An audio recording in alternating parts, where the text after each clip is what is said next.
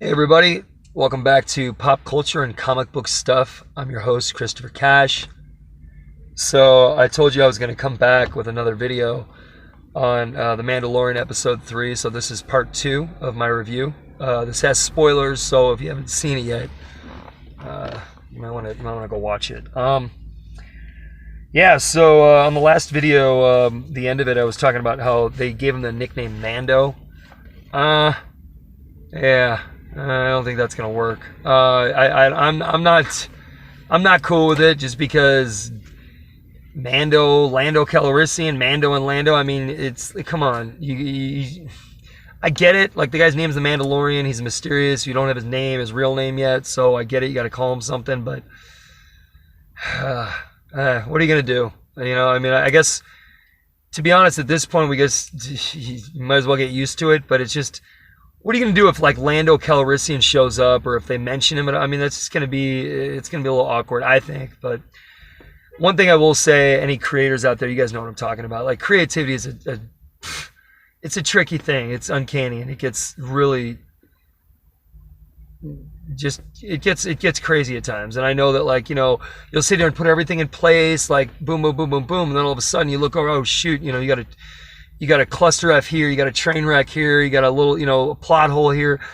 and you got to just kind of keep your eye on it. It's kind of like it's like when you go, and it's probably, and you know what, it may not just be being creative, it may be with anything in life, but I'll tell you what, just from trying to be creative, whether you're, you know, making anything, especially writing, like writing a story, like crafting a story, or making music, I guess, you know, it's problem solving, right? And it, like in this case, like a big elaborate, you know, production, like a series, like a story, like a TV show or a movie or something, you have a lot, or even a comic book, a good one, a good story, you know, you're gonna have all sorts of, it's very intricate, especially in your world building. I mean, it's insane, right? And the thing is you guys know that things always, every time you turn around, there's another issue, another problem you have to solve to make it work as a collective, as a collective product, right? Consistent product. And I was just gonna say, any creator knows this. It's like when you go to Chuck E. Cheese, you know, that game where there's that padded like mallet, that padded like mace, and you have to hit the little squirrels or the gophers or whatever that keep coming up the holes. It's like that. Every time you turn around, there's a little gopher coming out of the hole. It's like, oh, you know, shoot, I gotta go deal with it. So anyway, just a little side note. I apologize for all the dark videos, you guys. I tried doing it during the day, and because I just started doing this, it gets dark by the time I'm able to record. I just spent the last hour. I started recording and then it didn't work because for whatever reason, and I kept trying to re-record and it wouldn't let me, even though I deleted all the old videos. I just had to go and do some serious house cleaning with my phone. So sorry about the dark videos. I'm gonna try doing them more during the day, or get some type of a thumbnail so you guys don't have to look at me think and stuff and thumb through my notes. So as far as the Lando thing, like I said, I understand creativity can be a really tricky thing at times.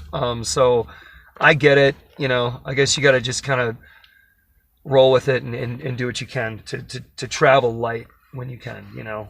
But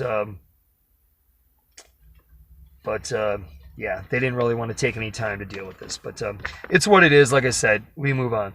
So at the end of so towards the end, you know, when they have the line about, or not know if it's the end, it's like what, halfway maybe, or 3/4, when the female Mandalorian, the one with the fur all over her armor and stuff, she tries to reward him with this like signet, and he, you know, having honor and integrity, I guess. This is good character, you know, reflects. This is good to you know, showcase his character, right? So this is good. I really like this scene, but there was a lot of confusion on you know, YouTube and everything, and I am sure that you guys probably figured out already. But you know, when he said, you know, I can't accept it because, you know, because he conquered the Mudhorn, so they're gonna put it on his signet. He said, no, you know, I don't. Basically, he's not worthy. He says, look, I had some help from an enemy. I didn't do it myself. Blah blah blah blah blah. She's like, an enemy? What are you talking about? An enemy? And she's talking about Baby Yoda.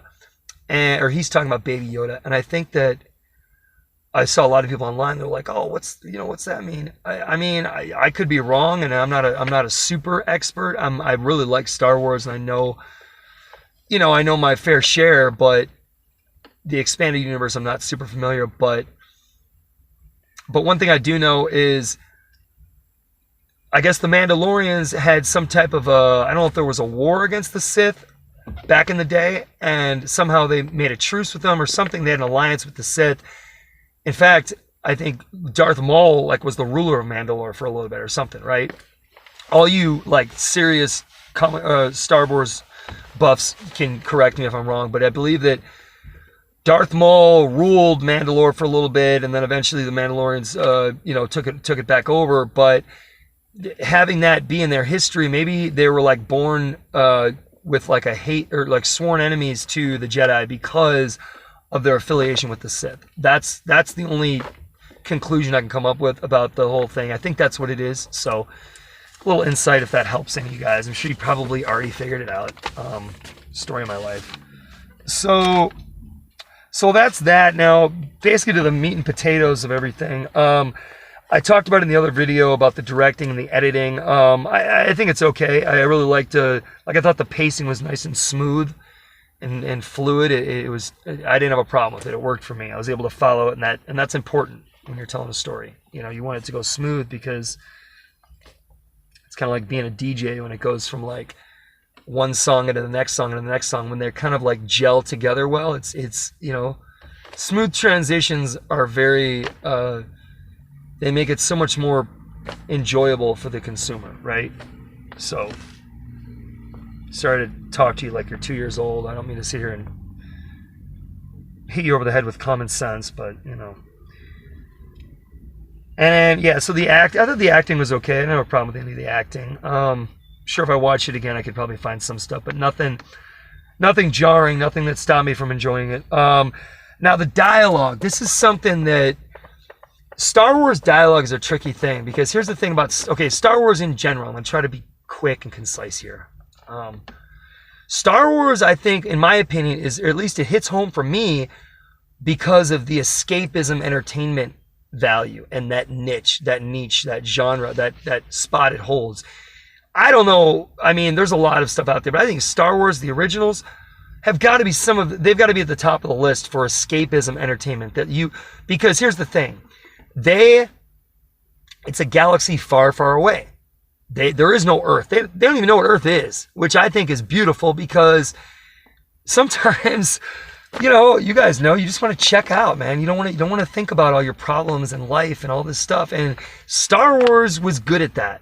They were really good at that. But now, on that note, when you go to write dialogue, now this is a tricky thing. When you're writing dialogue for Star Wars, it's how do you do it? I guess you think of they are humans, right? They're humans, they're humanoids, right? So they're somewhat like us in their behavior and their emotions, and, to an extent, right? And so their behavior and their thinking, their behavior and stuff is going to be similar. So basically, when you're trying to write dialogue for Star Wars, you would use basic kind of solid, I guess, timeless terms, generic timeless terms would be the best, right? Because that way, in 100 years from now, 500 years from now, as long as we're still speaking somewhat modern English, the story will hold up, right? But if you're using terms, if the story is supposed to take place in outer space and it's an elseworld thing where Earth doesn't exist, you don't want to use a lot of words that are too related to Earth life. You know what I'm saying? Normal human functions and human nature and basic human instinct words, I think that's, those are the ones that are going to work. But when you're using things that refer to Earth life, or even American life, that it's for example, in the first episode,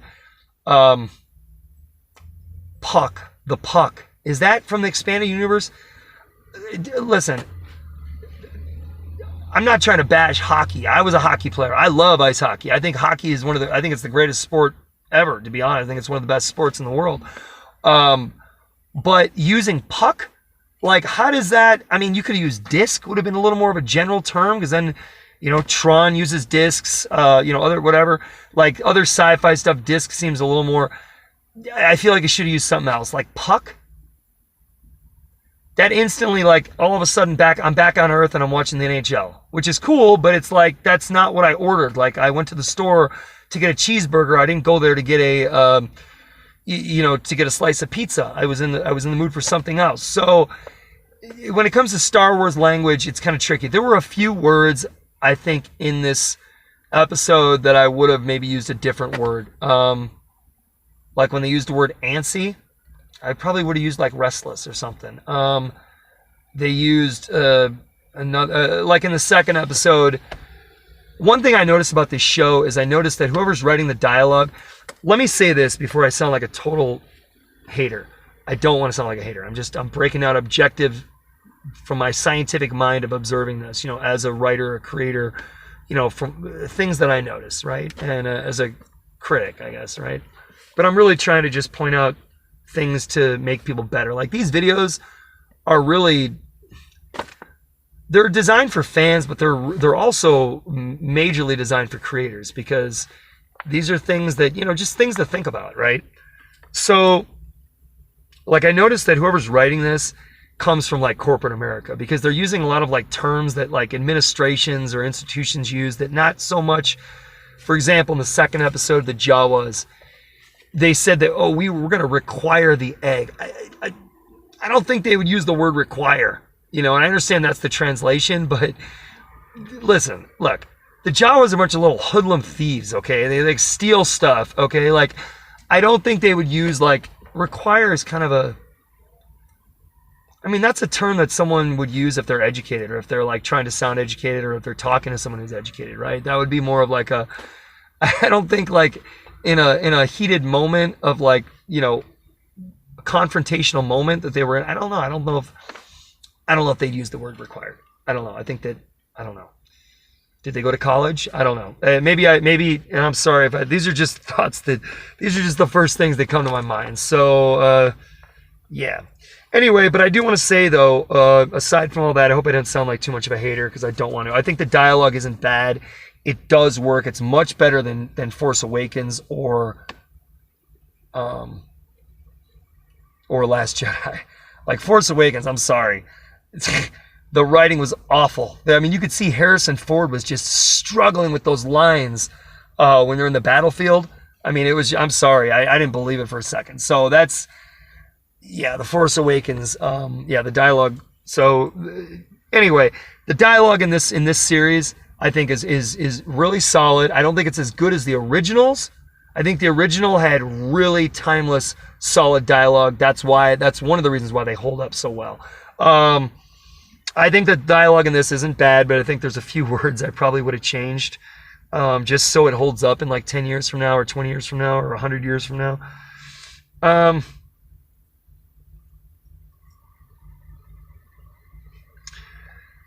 I think the action was great. I love that sequence where he rescued Baby Yoda. Takeaway, like I said in the last video, with the not a big fan of the whistling birds. These, like, I guess they're like heat guided, or like they're like micro missiles that like heat sensing micro missiles or whatever, heat seeking micro missiles or something like that shoot. They're too much of a gimme, in my opinion. But anyway, other than that, the action was cool. The plot, like I said, it was cool. The plot, great reason to tell a story. Cinematography worked. The visuals are fantastic. They're great. I love the uniform. I love the uniforms and all the characters and the set pieces. Great eye candy. Fantastic. Just like the originals and Rogue One, like a real organic kind of feel, which I like. That goes a long way as far as it being timeless. If you're going to go to all the trouble to make a big production, for goodness sake, make it timeless. Please, Hollywood and all these people with all this money. If you're going to go to all the trouble and spend all this money, please try to put a little sacred timelessness into it, because you're going to get a lot of good karma. People are going to really send you a lot of love for, it's going to be the gift that keeps on giving. So try to put a little insight into it like that. Easter eggs. I didn't really notice a lot of Easter eggs. I mean, and it's okay. I mean, I'm sure there might have been a few. If there's any, I don't know. I can't think of any at the moment. I know there was a bunch in the first 2 episodes, but either way, it doesn't matter. This episode worked. I gave my ratings on the episode in the last video. This episode I give an 8.5. So thank you for watching. This is a really long video. I don't know if YouTube's going to let me upload it or not, but thank you so much for watching. Please like and subscribe if you know, and share maybe. Let me know what you think. Let me know if you think I sound like an idiot. That's fine. Tell me if I sound stupid. Tell me if I'm saying something wrong. Tell me. I'd love to hear your feedback. All right, you guys. Thanks so much for your time. Have a great day. Thank you.